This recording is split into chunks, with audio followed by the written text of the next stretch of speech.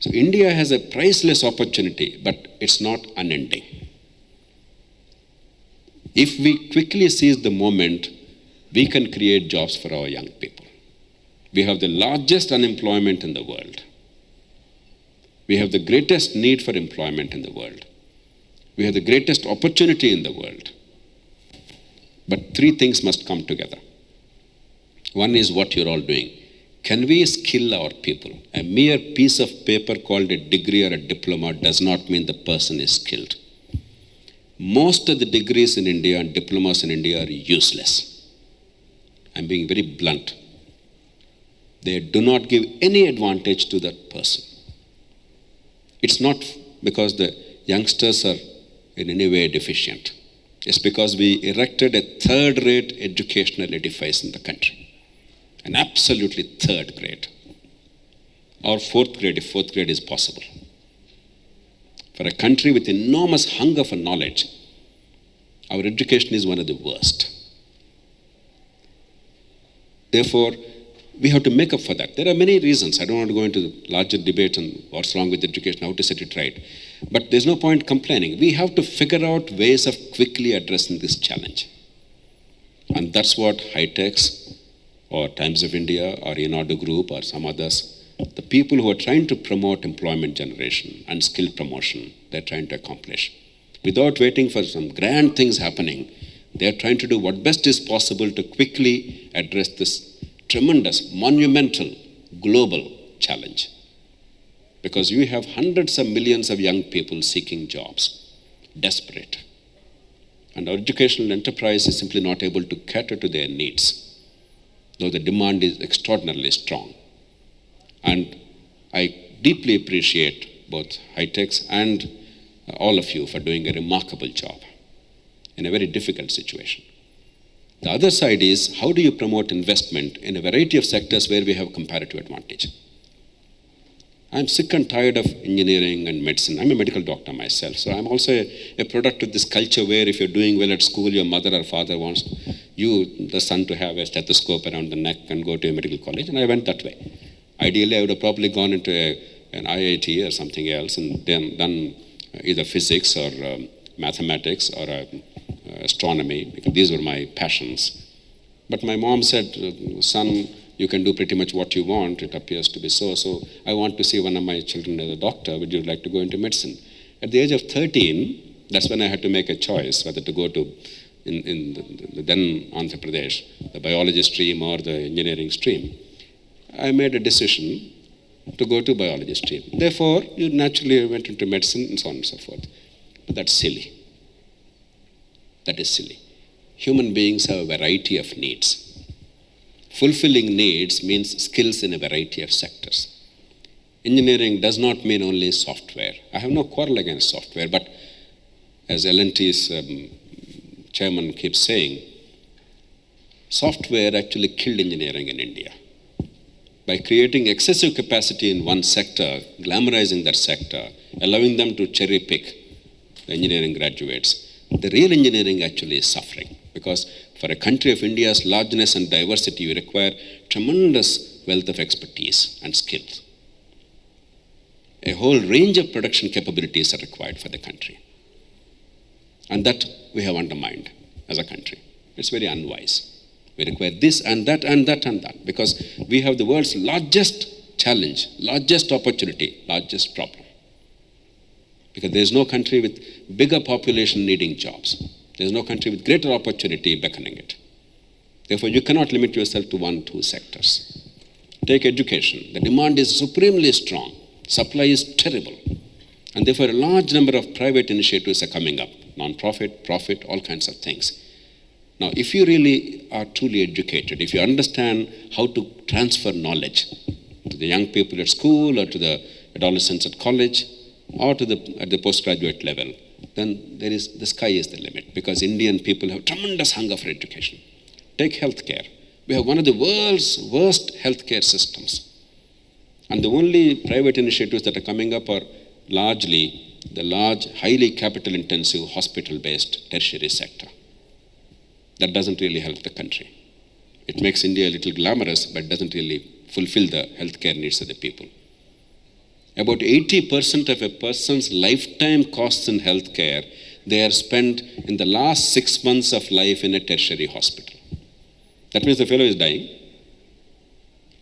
By definition, when you say last 6 months of life, spending 80% of the money, so it's not really giving health to us, but we are spending money. That's a very unwise way of doing it. If we spend that money more wisely, we can improve the quality of health dramatically. A lot of private initiatives and therefore hundreds of thousands of young people. Britain has, for a country of 50 million population, 1.4 million health workers.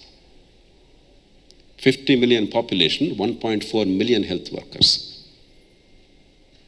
Andhra Pradesh probably has the same size as Britain, the current Andhra Pradesh. Telangana is probably a little smaller than Britain. The two together have probably about, how many? Maximum of 100,000 or maybe 150,000 health workers. Private, public, all put together. So there's phenomenal opportunity if somebody knows how to utilize that. The skills on this side, enterprise on the other side. Or take the energy sector, for instance. There's a tremendous technological explosion globally.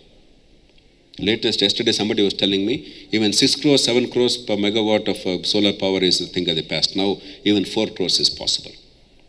Even yesterday, a day of yesterday, I was reading about new technologies replacing the silicon photovoltaic cell. Other technologies coming which are more efficient but much cheaper. So the world is changing rapidly. Are we ready to tap that, to get jobs and to create productive capabilities? And we can go on and on. I'm only mentioning a few areas. And today I see that from security angle, Malakonda is going to talk to you about the possibilities because urbanization, law and order, rule of law, these are great challenges of this country. And this whole Swachh Bharat, if really the government of India understands Swachh Bharat, stormwater drainage, sewerage, garbage disposal, solid waste management, and agricultural residue. India has 180 million tons of agricultural residue going waste. It's all burnt, adding to the pollution without adding to wealth. It's a sanitation issue, it's a wealth creation issue, it's a pollution issue. It's waiting to be harnessed. It can employ probably hundreds of thousands of people. So sky is the limit, it's just the imagination. 500 years ago, nobody thought there was anything possible to do outside of agriculture. Later, people thought there's nothing possible outside of traditional manufacturing. But today, sky is the limit. The way the television, satellite television came to the country and therefore hundreds of thousands got employed, self-employed. Suddenly, mushrooming of all these small little cable operators to now the most sophisticated technologies that we see here. Some of them are on offer here, training. So the world is changing. Are we ready to equip ourselves? In the best of all possible worlds, in the best of all possible times, I guarantee you. People of my age and older people generally say, we had a wonderful time, we lived in El Dorado, a great heaven, and things are today bad. That's the normal talk, it's all rubbish. You live today in the best of all possible worlds, with the best of all possible opportunities. But are we capable of harnessing these opportunities? Please give up the obsession for marks and grades. Ignore them. I passed almost every examination in my life with distinction, with great ranks, but they're of no consequence. How much you learn, how much you can apply that knowledge, how much you can create wealth, how much you can make a difference to the fellow human being's quality of life. That is what determines an individual's ability in any field. And I'm sure your generation will take advantage of these opportunities, overcome the despair I can see from a relatively poor or lower middle class family with some education, not great skills, not much capital, and not many contacts and connections, the fear about life, what will happen to my future. Will I really do well? Will I get at least the basic minimum comforts in life? I can understand that. And that's what's driving many agitations and movements in this country and even political changes in the country. But my appeal to all of you young people here and to everybody all around, because in this electronic age you can communicate this message, is don't yield to cynicism or despair.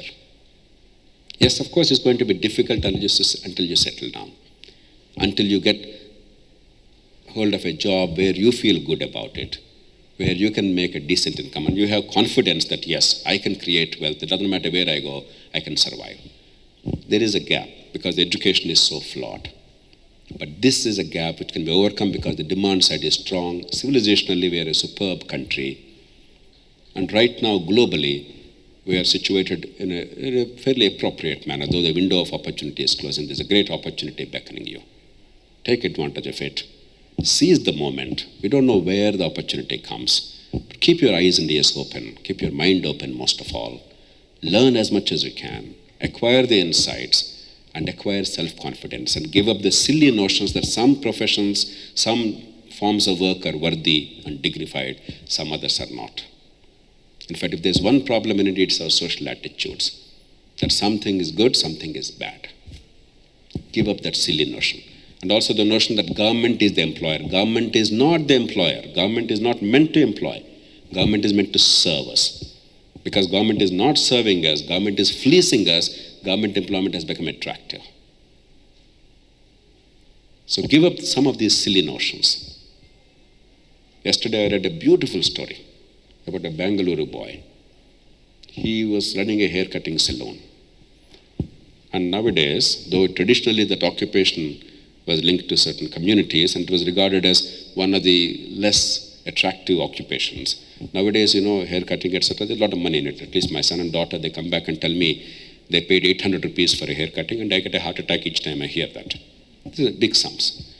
Now, this youngster was skilled and he made some decent money, acquired some capital, then branched out into the transport, luxury cars. I believe now he's a billionaire.